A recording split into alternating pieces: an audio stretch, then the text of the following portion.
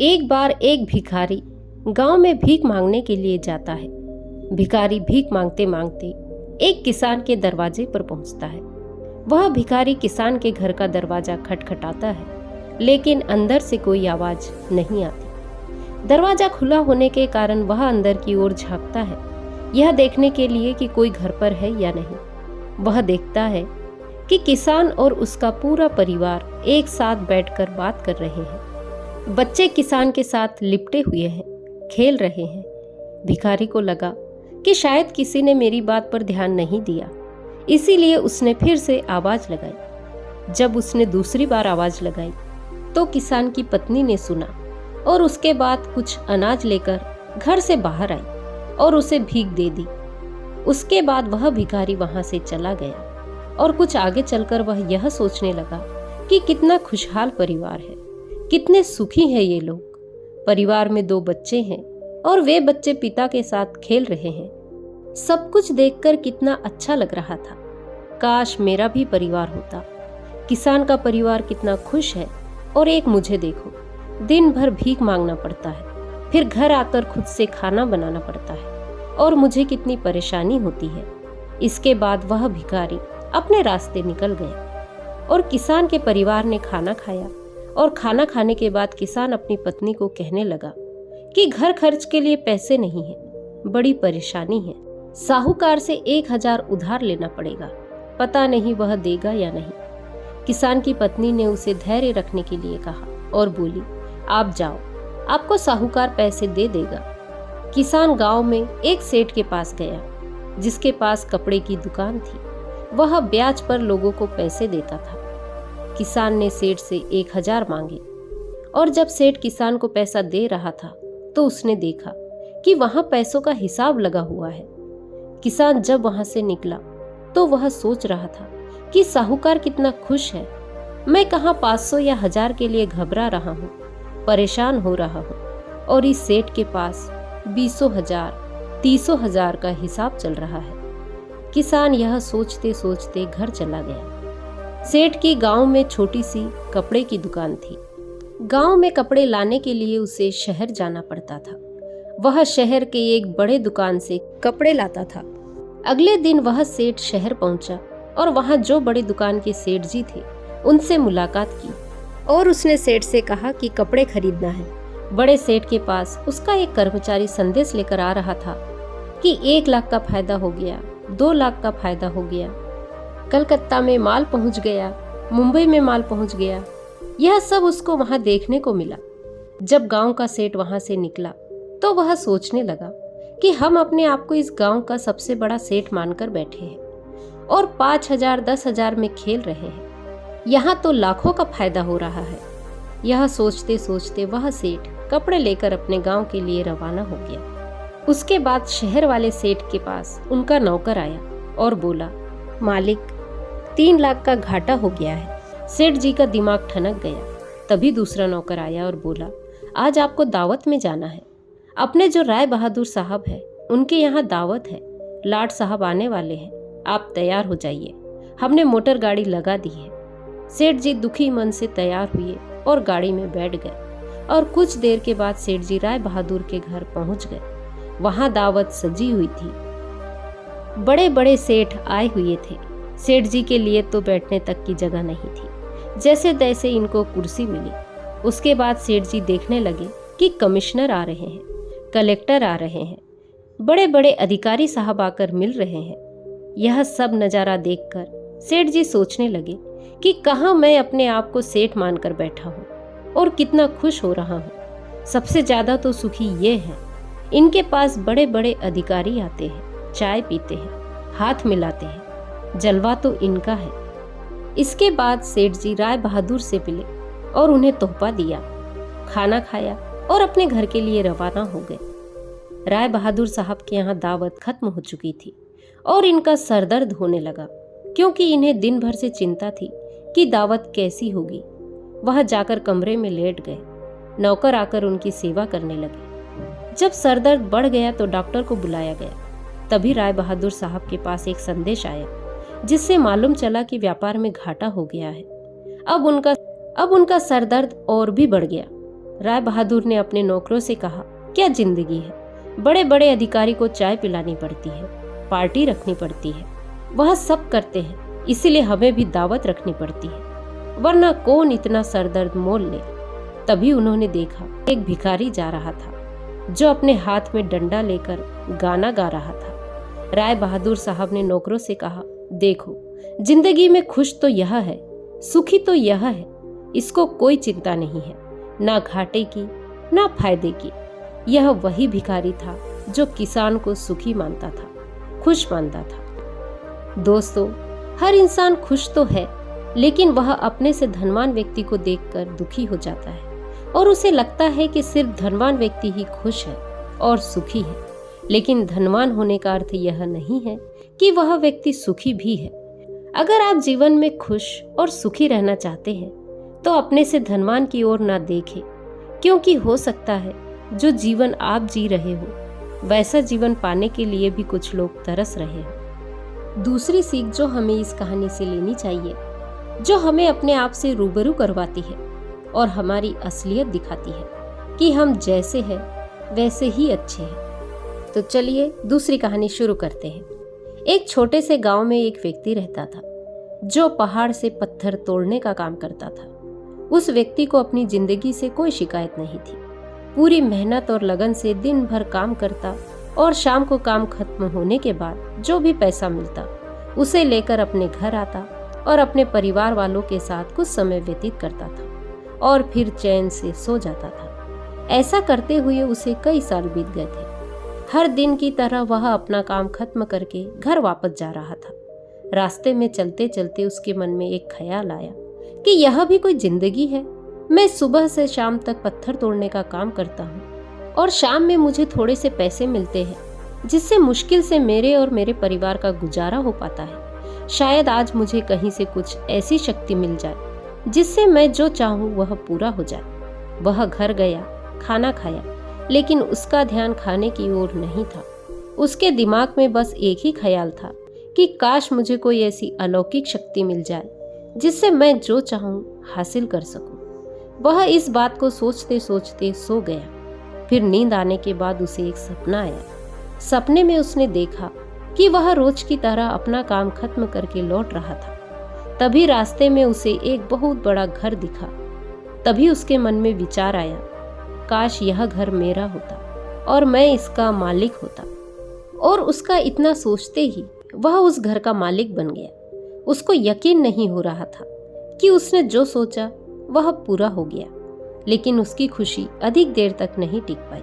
अचानक से एक शोर सुनाई दिया। उसने देखा कि उसके घर के बाहर से एक रैली निकल रही है, जिसके बीचों बीच एक राजनेता खड़े हुए हैं। उसे देखकर वहां खड़े लोग उसके नाम के नारे लगा रहे थे और सब उसको देखने के लिए तड़प रहे थे। तब उसको यह एहसास हुआ कि मैं कितना छोटा हूँ, मेरा तो कोई अस्तित्व ही नहीं है। इस राजनेता के समक्ष काश मैं एक राजनेता होता और मेरे पास इतनी क्षमता होती। उसके इतना सोचते ही देर न थी कि वह राजनेता बन गया। उसके खुशी का ठिकाना नहीं रहा, क्योंकि उसके पास हजारों लोगों की भीड़ थी और सब उसको देखने के लिए तरस रहे थे। लेकिन उसकी खुशी भी ज्यादा देर तक टिक नहीं पाई, क्योंकि धूप बहुत तेज थी और उस राजनेता को इतनी धूप में खड़े रहने की आदत नहीं थी। उसे चक्कर आया और वह बेहोश हो गया। फिर उसे एहसास हुआ कि यह राजनेता सबसे ताकतवर नहीं है, यह जो सूरज है यह सबसे ताकतवर है।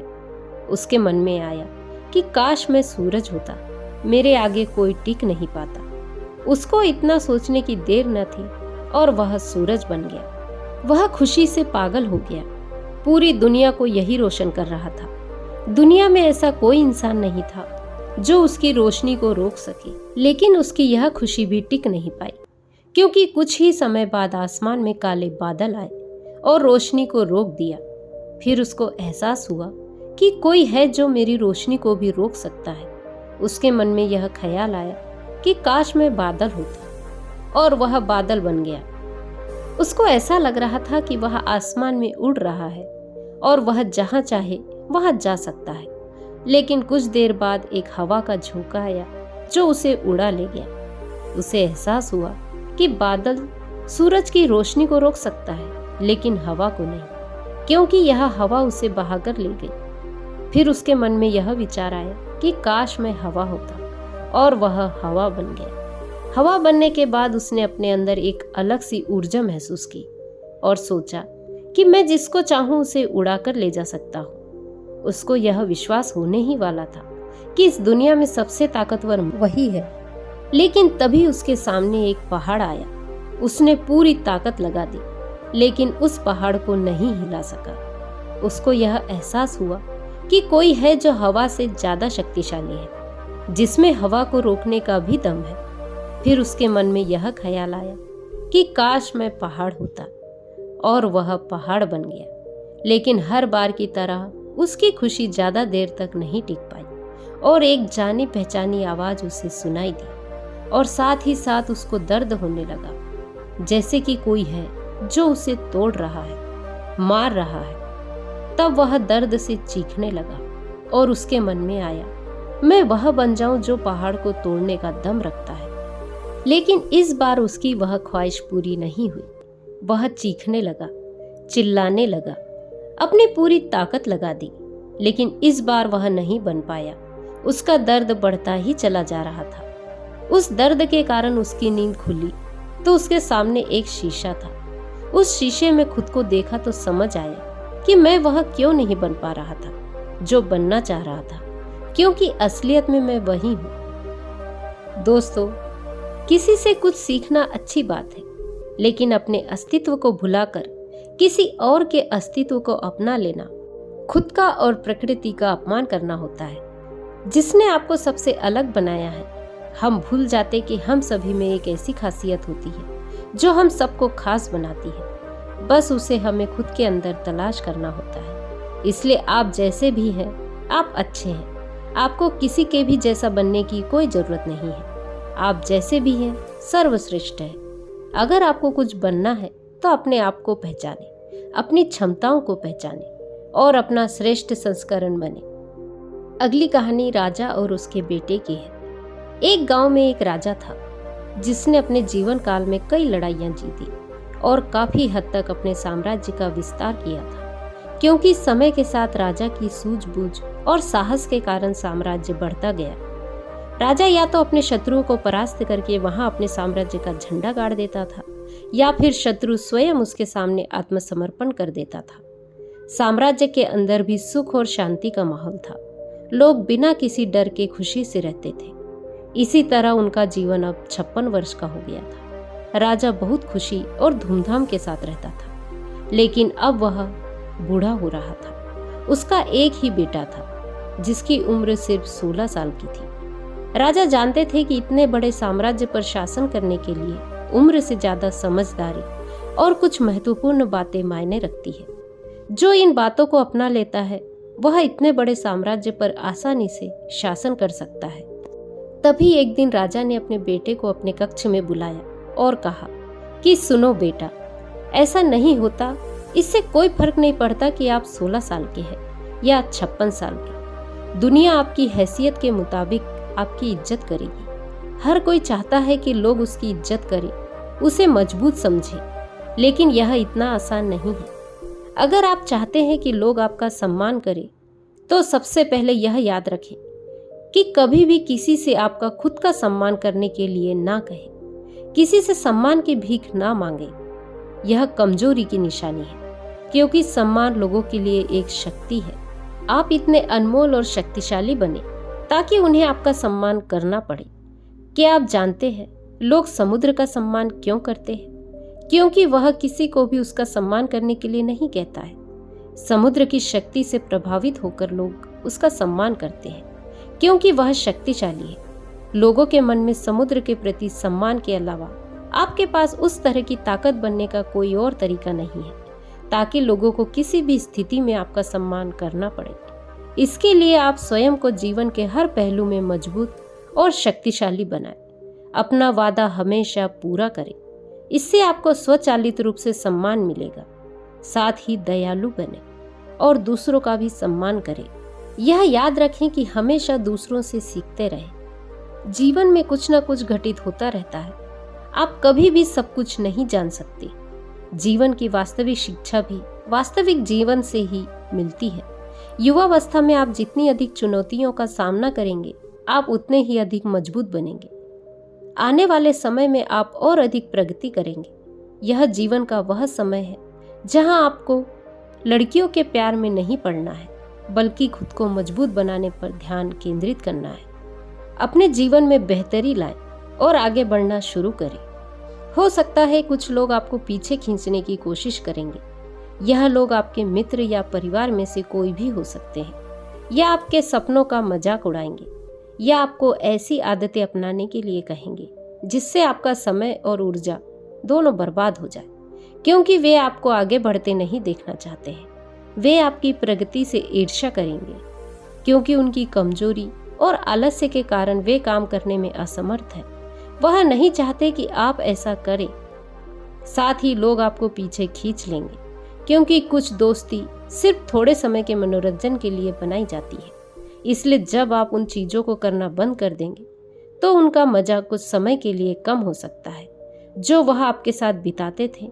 इसीलिए वे आपको पीछे खींचने की कोशिश करेंगे और आपको अपने जैसा बना देंगे। यदि आप सोच रहे हैं कि मुझे इतना त्याग क्यों करना चाहिए, जीवन आराम से जीना चाहिए, इसलिए यह याद रखें कि यदि अपने लक्ष्य के लिए अपनी इच्छा नहीं छोड़ेंगे तो आपको अपने लक्ष्य का बलिदान देना होगा। यदि आप लक्ष्य के लिए हार नहीं मानेंगे और कुछ समय के लिए मौज मस्ती में फंस जाएंगे तो आपको जीवन के अंतिम क्षणों में पछताना पड़ेगा। राजा ने अपने बेटे से आगे कहा, जब आप लक्ष्य के लिए काम करना शुरू करेंगे तो आपको ऐसे नए लोग मिलेंगे जो आपको समझेंगे और आपको आगे बढ़ने में मदद करेंगे। इसलिए उन लोगों को प्राथमिकता देना शुरू करें जो आपके मूल्यों और लक्ष्यों के साथ खड़े हो और उनके साथ रहकर आपका भविष्य अद्भुत हो। तो दोस्तों, आज का वीडियो यदि आपको पसंद आया हो तो वीडियो को लाइक, शेयर, कमेंट करें और मेरे चैनल को सब्सक्राइब करें। नमो बुद्धाय।